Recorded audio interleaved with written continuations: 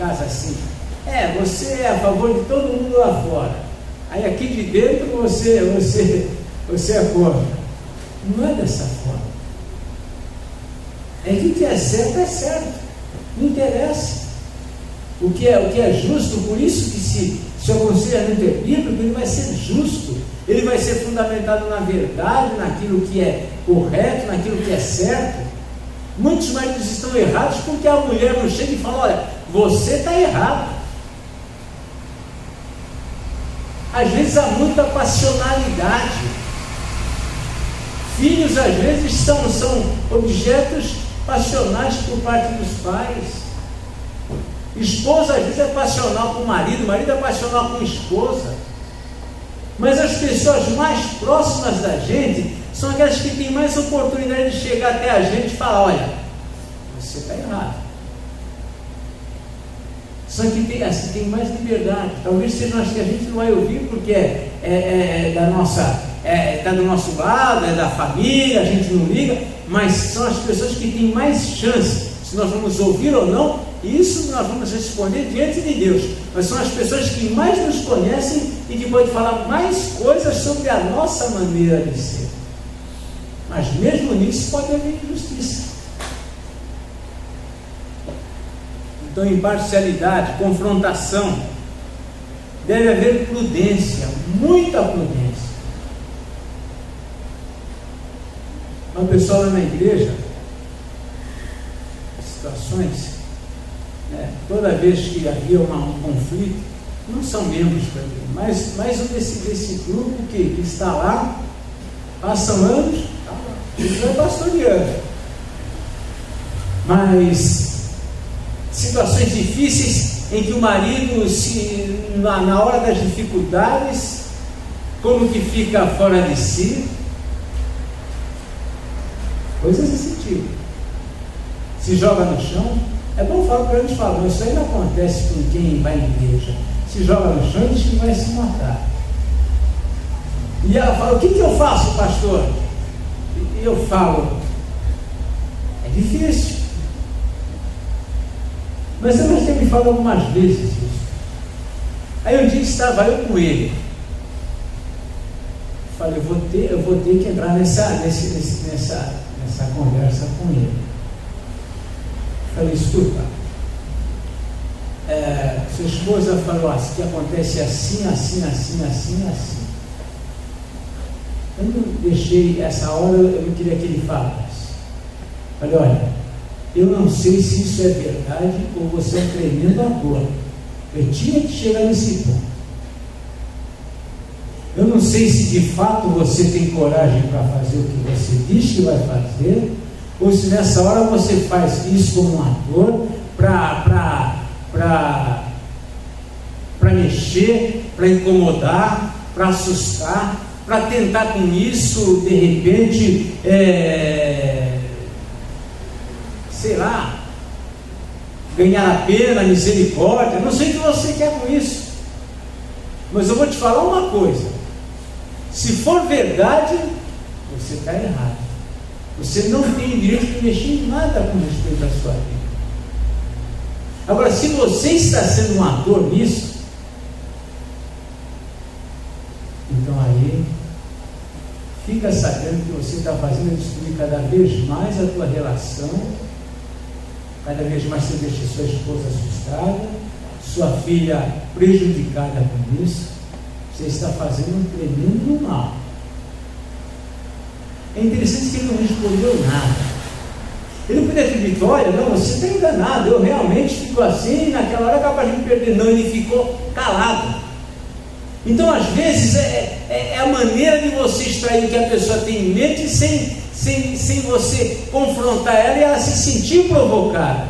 Mas o que deu para perceber é que, na verdade, aquilo pode ser um tremendo uma maneira dele naquela hora tirar atenção ou ganhar atenção para ele e criar todo um clima de pena, de misericórdia, de dó, sei lá do que. São situações difíceis. Se eu falar para ela: olha, deixa ele que faça, você vai ver que ele não faz. E se esse homem me faz uma besteira? pastor Nelson foi lá, ele falou que eu devia fazer assim. Eu nunca falei para ela sobre essa minha conversa com ele e sobre meu ponto de vista sobre o que ele faz. Apenas ele não faça isso, que você vai destruir sua família. Se você tem coragem para isso, o que eu não acredito, falei para ele, o que eu não acredito, para mim, posso estar enganando, mas acho que você está fazendo coisas só para ganhar atenção. Você está errado. Mas é uma coisa difícil, é um campo difícil para você entrar, porque você pode entrar e ali a pessoa, de repente, da mesma forma que a dor, reagir e dizer: como que você diz que isso não acontece? Então são situações difíceis que às vezes nós temos que pensar o que a gente vai falar. Tem que haver prudência. Saber que está lidando com pessoas, lidando com pecadores. Muitas coisas que o J. Adams trata ali também, muitos problemas que as pessoas passam são devido aos pecados próprios dela. Há pessoas cheias de sentimento de culpa porque não se sentem perdoadas na igreja.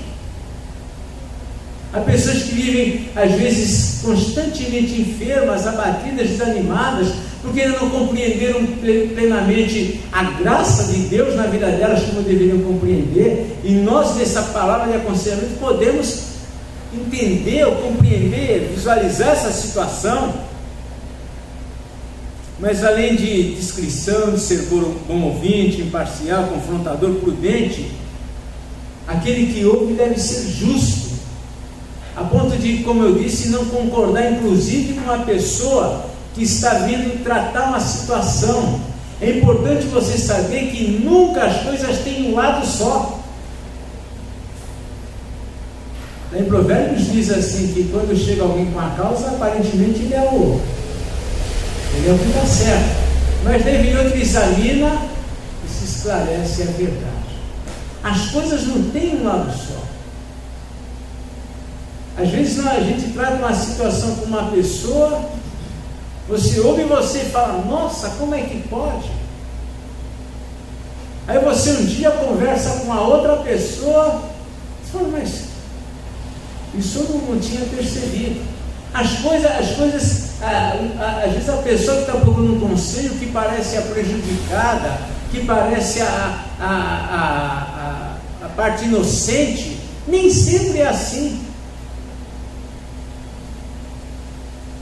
Às vezes a gente precisa entender essas coisas. Certa vez chegou uma esposa, isso já faz anos, eu estou tratando alguns casos, é importante você saber. Uma esposa e disse: pastor, meu marido está agindo assim, assim, assim. Esses dias deu um soco na parede do banheiro, quebrou não sei o que, chutou não sei o que mais lá, está tratando mal as crianças. Eu não fiz nada. Essa era a forma como ela estava trazendo as coisas. Eu conheço o esposo, e sempre não é uma pessoa dada a esse tipo de atitude, às vezes assim mais bruta, pessoa mais tranquila. Mas foi sempre assim? Não. A que você atribuiria? Eu não sei, não faço nada. Eu fui ouvindo aquilo, e aqui a maioria é tudo suficiente. Eu falei: como é que está a vida de vocês? A vida conjugal de vocês? Bom, aí está difícil, porque eu tenho uma criança nova, passa um tempo. Falei: será que não está aí o problema? Você tem dado atenção? Não, mas eu trabalho o dia inteiro, então as coisas vão indo. E chegou ao ponto dela compreender, depois de muita conversa, que ela era uma parte das que tinha contribuído muito para que tudo chegasse assim. Inclusive, quando eu dizer realmente, agora você falando, eu entendo que ele, de certa forma, pedia socorro no meio do caminho. Então, a gente, às vezes, quando alguém chega e traz uma situação que aparentemente, e muitas vezes, como eu disse, é coisa de conflito, parece que a pessoa tem razão, é importante que você confronte ela com sabedoria, com discernimento, porque, de repente, ali, na sua frente, está exatamente o foco da situação, só que nunca é apresentado assim. Então tem que haver esse aspecto de justiça, considerar sempre os dois lados, ou mais lados se for o caso. Então aconselhar não é algo simples, mas dentro da igreja uma das coisas que mais necessita são pessoas sábias para ouvir, para serem procuradas. Isso alivia também um pouco o pastor. Lá na igreja tem um grupo de liderança, como tem aqui também, e eu quando vejo alguém conversando com um presbítero, o presbítero sai para lá e fala: que bom, não quero nem saber o que está acontecendo, que bom, se ele vai, se ele resolve, é ótimo, porque alivia. E a igreja precisa de pessoas, de mulheres sábias, de homens sábios, para poder as pessoas se sentirem à vontade para chegar e ouvir uma opinião, e a gente fica tranquilo, porque ali vai ser uma palavra sábia para orientar, para consolar, até mesmo para confrontar, se necessário for. A igreja necessita disso. Finalmente, apenas mais um detalhe. Acontece, muitas vezes eu fui tomado de surpresa nessas coisas que alguém procura para tratar um assunto e a gente é tomado de surpresa. Então, logo, agora já parece que tem um mecanismo aqui, parece, né? Às vezes você põe alguma coisa lá no seu notebook, no seu computador, que quando você, com aquela palavra, ele já aciona alguma coisa. Quando ele chega ao pastor, fala com você: eu já, Deus, me dá sabedoria, me dá graça, me ajuda. Já é a oração que já vem, a oração de Neemias, a oração que está servindo o rei: Senhor, é agora, me ajuda. Porque você nunca sabe o que você vai ouvir, você precisa de Deus mais do que tudo para orientar. A Bíblia fala que o Espírito Santo é esse conselheiro, consolador. Jesus Cristo é o Pai da eternidade, o Príncipe da paz, o conselheiro. Nós precisamos nos revestir da palavra de Deus, do Espírito Santo, para poder ajudar, porque as pessoas, por vezes, estão carentes de ter alguém de confiança delas para ouvir. E nós precisamos estar preparados para isso. Desenvolvermos, aprendermos algumas virtudes. Exercitarmos essa atividade, esse ministério tão importante na igreja, de aconselhar. Os pastores, às vezes, mais do que os membros, exercitam, ou são obrigados a conhecer e se exercitar nisso. Mas muitas vezes os irmãos se sentem mais à vontade em se abrir, em falar com alguém que não o pastor. E é importante que aí esteja você, do outro lado. Alguém apto para ensinar, para instruir, para orientar. Não só para tomar partido desse ou daquele, mas para, com toda a isenção, dizer: olha, à luz da Bíblia, é assim que você deve agir. Se há alguma causa, qual é a sua parte nisso? Tudo tem mais um lado na história. Então, irmãos, nós precisamos muito de que Deus nos revista de toda a virtude para a gente exercitar isso. Enfim, nem todo conselho é bom, O mesmo conselho bíblico deve ser avaliado, refletido, adequado. Às vezes há coisas que têm o tempo e o modo de você falar. A Bíblia diz lá em Eclesiastes, para todo propósito, ao tempo e modo. Às vezes você tem que falar para aquela pessoa, de repente nesse momento, aguarda o momento adequado, procura ela novamente e fala. Às vezes você fala as coisas certas no tempo errado, ou fala no tempo certo, mas falou errado. E conciliar isso é uma coisa que não é simples, mas Deus dá sabedoria. Tem situações que para mim fica como que um papel lá na mesa. Uma hora eu vou ter que tratar melhor isso aqui. E a gente tem que ter essa paciência. A gente quer às vezes resolver tudo rápido, ter logo não. Às vezes tem coisas, olha, lembra aquele dia que nós conversamos? Eu pensei sobre o assunto, olhei sobre o assunto. E que eu tenho bem diante de Deus para dizer, para nos dar palavra, ou trazendo um versículo, ou trazendo um fato, é esse. Então nós precisamos exercitar isso. Isso é alguma coisa que nós pastores precisamos. Como eu disse, como é bom você ter uma liderança na igreja, um grupo na igreja, que exercita esse tipo de coisa. Nós temos na igreja mulheres que eu sei que muita gente as procura para ouvir uma palavra. E eu fico feliz com isso. Falei, que bom. Moisés estava lá sobrecarregado, atendendo todo mundo lá, e um dia alguém falou, olha, não, orienta um grupo aí, deixa eles. E nós precisamos disso. Mas é preciso que vocês, membros, estejam revestidos da palavra, habitando em vós ricamente a palavra de Cristo, para nos aconselhar mutuamente.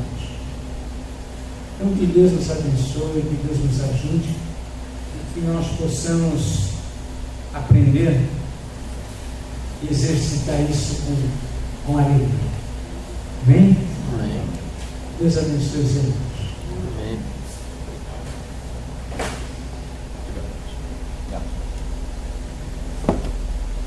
Presbítero Danilo, pode vir orar pelo reverendo Nelson.